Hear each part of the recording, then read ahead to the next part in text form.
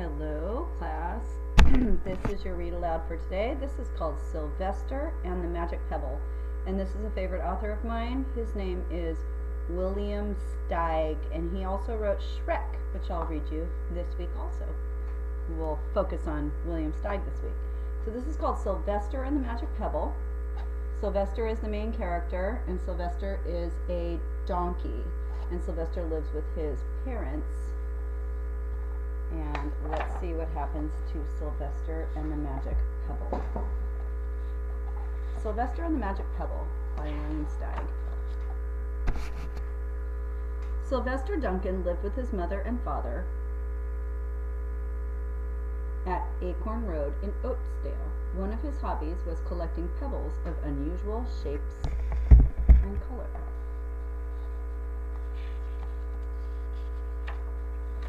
What do we know about Silvester so far? We know he likes collecting pebbles that are unusual shapes and color. Unusual means different or strange. One rainy day, Saturday afternoon, during vacation, he found a quite extraordinary one. It was flaming red, shining, and perfectly round, like a marble.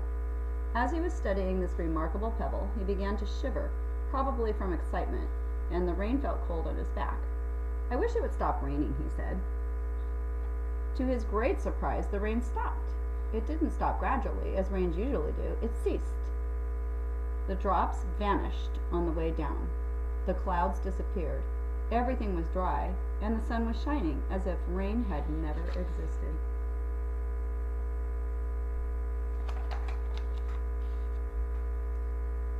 In all his young life, Silvester had never had a wish gratified so quickly. It struck him that magic must be at work, and he guessed that the magic must be in the remarkable-looking red pebble, where indeed it was. To make a test, he put the pebble on the ground and he said, "I wish it would rain again."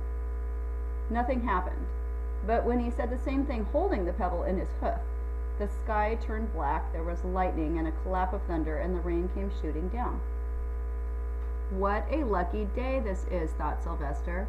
"From now on I can have anything I want. My mother and father can have anything they want. My relatives, my friends, and anybody at all can have everything that anybody wants." He wished the sunshine back in the sky, and he wished a wart on his left hind fetlock would disappear. And it did. And he started home, eager to amaze his mother and father with his magic pebble. He could hardly wait to see their faces. Maybe they wouldn't believe him at first.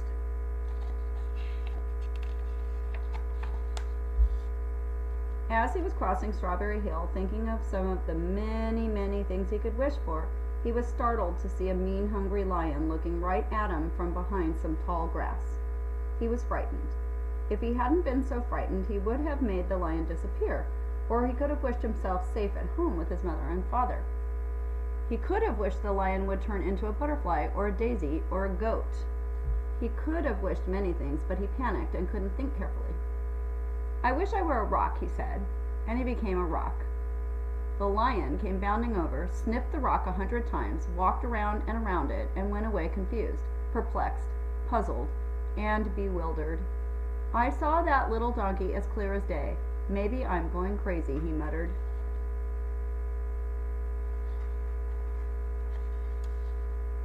Just goes to show you, when we panic, we don't think clearly. Sometimes we should take a couple of deep breaths before we make a decision. And there was Silvester, a rock on Strawberry Hill, with the magic pebble lying right beside him on the ground, and he was unable to pick it up. "Oh, how I wish I were myself again," he thought, but nothing happened. He had to be touching the pebble to make the magic work, but there was nothing he could do about it. His thoughts began to race like mad. He was scared and worried. Being helpless, he felt hopeless.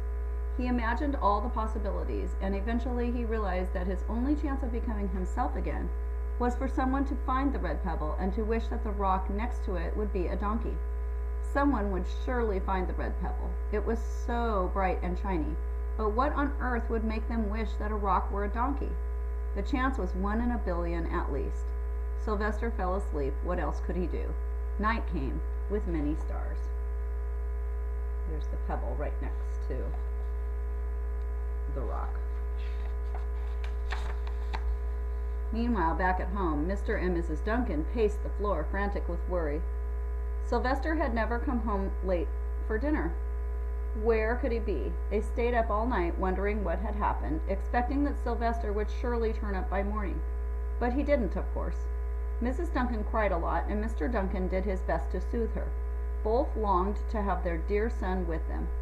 "I will never scold Silvester again as long as I live," said Mrs. Duncan, "no matter what he does." At dawn, they went about inquiring of all the neighbors. Inquiring means asking if they had seen Silvester. They talked to all the children, the puppies, the kittens, the colts, the piglets. No one had seen Silvester since the day before yesterday. They went to the police. The police could not find their child.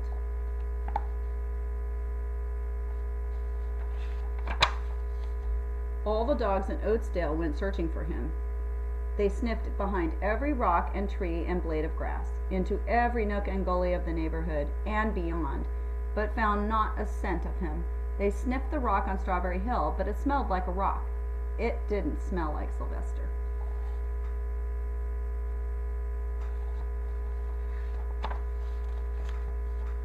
After a month of searching the same places over and over, and inquiring of the same animals over and over again, Mr. and Mrs. Duncan no longer knew what to do.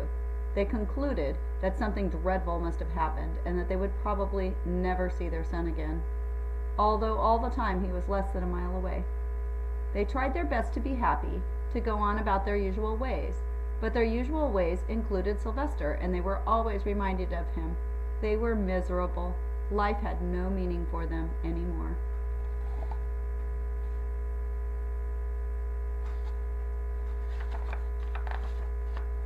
Night followed day, and day followed night, over and over again. Silvester on the hill woke up less and less often. When he was awake, he was only hopeless and unhappy. He felt he would be a rock forever, and he tried to get used to it. He went into an endless sleep. The days grew colder, fall came with the leaves changing color, then the leaves fell, and the grass bent to the ground.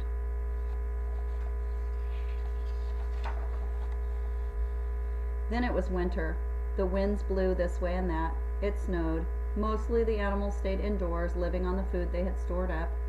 One day a wolf sat on the rock that was Silvester and howled because he was hungry. Notice the seasons are changing. It's gone from fall to winter. We just talked about seasons last week. Then the snows melted. The earth warmed up in the spring sun, and things budded. Now it's springtime. Leaves were on the trees again. Flowers showed their young faces. One day in May, Mr. Duncan, insisted that his wife go with him on a picnic. "Let's cheer up," he said. "Try to live again and be happy, even though Silvester, our angel, is no longer with us." They went to Strawberry Hill. Look. What do you think is going to happen? Remember, there was the pebble right on the ground. Mrs. Duncan sat down on the rock. The warmth of his own mother sitting on him woke Silvester up from his deep winter sleep. How he wanted to shout, "Mother, Father, it's me, Silvester, I'm right here." But he couldn't talk. He had no voice. He was just a stone. Mr. Duncan walked aimlessly about while Mrs. Duncan set out the picnic food on the rock. Alfalfa sandwiches, pickled oaks, sassafras salad, timothy compote. Suddenly Mr. Duncan saw the red pebble. "What a fantastic pebble!" he exclaimed. Silvester would have loved it for his collection.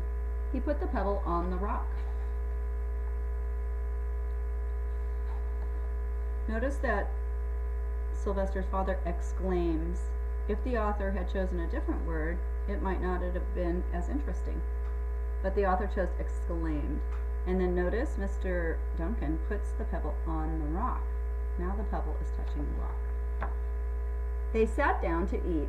Silvester was now as wide awake as a donkey that was a rock could possibly be.